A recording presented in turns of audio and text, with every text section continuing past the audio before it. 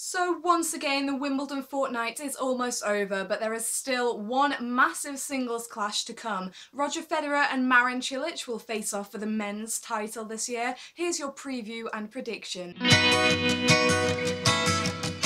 No script, no notes, just me and the dying British sunlight. I said this would have to be a quick one if I got it done, so it's going to be a less detailed preview, but here you have it. It's Roger Federer versus Marin Cilic in the Wimbledon final, and I'm here to break it down. So one expected finalist, one pretty unexpected finalist given the original draw.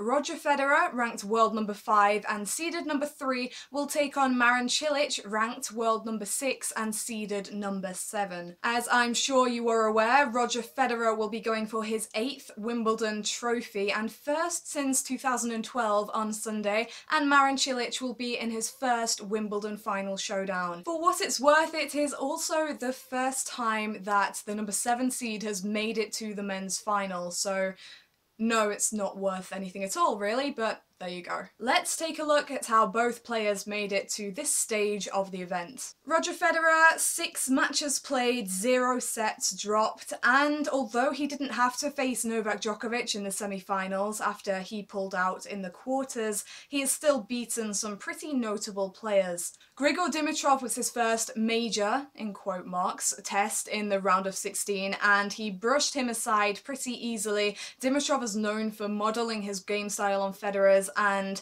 Roger showed why he's the boss. In the quarters, he exacted sweet revenge on number 6 seed Milos Raonic for a semi-final loss last season that really should never have come the way Federer was playing up until the end of the 4th set. Federer had no mercy, swatted him aside in straight sets, and against Thomas Berdych, the number 11 seed in the semis, Federer was also looking pretty strong. 2 big servers there who have experience against top players, who have both been in finals at this event, and yet Federer really did not have an issue there. Against Berdych, I would say Federer was slightly more wobbly or looking more agitated than he has done. It has been clear from the moment he stepped foot on the Wimbledon lawns that Federer is here to win, and to win in business-like fashion. I have never seen him so desperate to win matches in straight sets. So when Berdych came out against him and was playing a really aggressive game, really going for everything and playing with nothing to lose, Federer was getting a bit annoyed with himself, missing chances, but the most notable thing from that clash is that Federer was there for the big moments. They had 2 tie breaks in the first 2 sets, and it was Federer who was dialed in and playing the best tennis in those moments. So even if he was frustrated with himself, he held it together when he knew it mattered. Then we head over to Marin Cilic, who is our unexpected finalist and who has a perfect record in Grand Slam finals, having won the US Open in 2014. More on that one later. Now, Cilic hasn't faced anyone seeded higher than number 16 in this draw, so you might say that it's been a bit of a cakewalk at a major for Cilic. But he wasn't expected to make the final 2, and he has handled everything that has come his way. Philipp Kohlschreiber was his opener. Now, Kohlschreiber has been seeded at major events before, so no easy task, but Cilic escaped for the loss of 9 games, which is pretty impressive. He has beaten seeded players in his last 4 rounds, and the last 2 wins have been the most notable. In the quarterfinals, he beat Gilles Muller in 5 sets. Muller had previously taken out Nadal in a 5-set epic with some brilliant tennis, some great serves and volleys, beautiful play at the net, and he demonstrated more of the same against Cilic. But one of the most impressive things about Cilic's last 2 matches have been his mental resolve. He dropped the 4th set 7-5 against Muller, and against number 24 seed Sam Querrey, who had beaten Andy Murray in the quarterfinals. He recovered from losing the first set tiebreak 8-6 after he had been the more dominant player to open things, and finished that one off in 4 sets despite having trailed by a break in the final set. Cilic is known for his massive serve, his very heavy ground strokes, but he's also shown that he's a good defensive player as well in his past 2 matches. And what his coaching team has been especially working on is making him a more intimidating presence on the court. Cilic is kind of known as a nice guy on the tennis tour, and there has been a lot of work going into him, making him mentally tough. He's showing a lot of emotion, a lot of passion and drive, vocally cheering himself on, and that has been very evident in his last few matches. As far as Federer goes, he is not known as the greatest player of all time by many for no reason. He has a brilliantly varied serve. His backhand when striking the mark is pretty much untouchable. His forehand is dictating.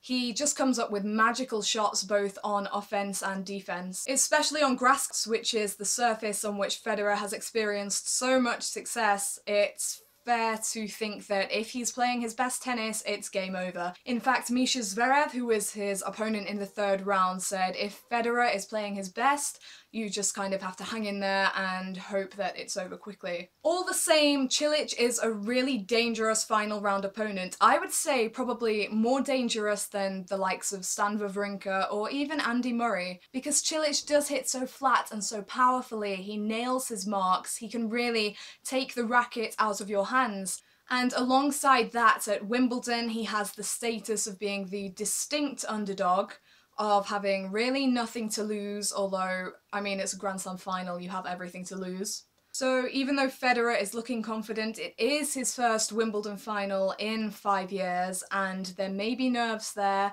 especially given that he is the strong favourite to triumph. And it's unquestionable really, in the first part of the year before he skipped the clay court season, Federer was playing the best tennis, was winning all the big titles, and yet he still finds a way to kind of kid himself into thinking he's not the outright favourite. Him and Rafael Nadal have this very unique ability of being able to talk themselves and the rest of the world into thinking they're not so favoured for victory as everybody might think. When he reached the semi-final stage with 3 big servers, Federer was saying, oh, they all hit so big, so I'm on the back foot here, matches are on their rackets.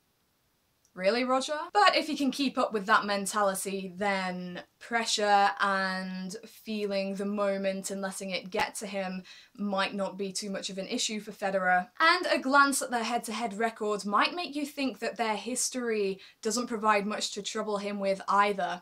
As you can see here, Federer is a 6-1 leader in their head-to-head. However, their last 2 encounters are the ones to take notice of. US Open 2014, it was the semi-final stage. Novak Djokovic was playing Kei Nishikori, Federer himself playing Cilic. Djokovic gets shocked by Nishikori. Everyone is looking to Federer to win his first Grand Slam title in a couple of years, and he loses in straight sets. Cilic's flat backhand absolutely slayed him on that given day. Federer wasn't quite there himself, and there you had it, maiden win over Federer for Cilic, and a massive shock at a Grand Slam. They've only had 1 clash since then, which was at Wimbledon last year in the quarterfinal stage. Federer came through in 5 sets, but not before he had faced 3 match points. He was match points down in the 4th set as Cilic took it to him, really found the angles on the court, pushed him onto the back foot, took advantage of errors. So this really shows that Cilic has the game for the biggest stages to take Federer to the brink.